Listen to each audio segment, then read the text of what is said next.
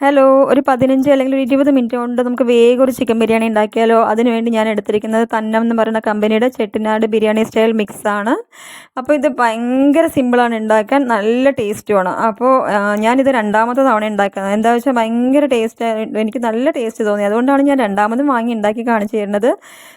അപ്പോൾ അതിന് വേണ്ടിയിട്ട് ഒന്നും പ്രത്യേകിച്ച് ചേർക്കേണ്ട ആവശ്യമില്ല. അപ്പം നമ്മൾ കുക്കർ വെച്ചു, അതിൽ നമ്മൾ നെയ്യ് ഒഴിച്ചു. നെയ്യാണല്ലോ കുറച്ച് ബിരിയാണി എന്ന് പറയുമ്പോൾ നമ്മൾ നെയ്യാണല്ലോ കുറച്ച് മുന്നിൽ നിൽക്കേണ്ടത്. അപ്പോൾ കുറച്ച് നെയ്യ് ഒഴിച്ചു. അത് കഴിഞ്ഞിട്ട് 3 വെല്ലുള്ളി എടുത്തിട്ടുണ്ട്, 2 തക്കാളി എടുത്തിട്ടുണ്ട്.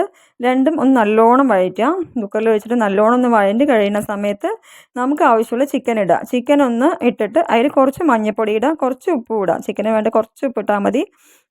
ഉപ്പ് ഇട്ടിട്ട് നല്ലോണം ഇളക്കി വെച്ചിട്ട് ഒന്ന് 2 മിനിറ്റ് അല്ലെങ്കിൽ 3 മിനിറ്റ് ഒന്ന് അടച്ച് വെക്കുക. വിസിലിടേണ്ട ആവശ്യമില്ല, അടച്ച് വെക്കുക.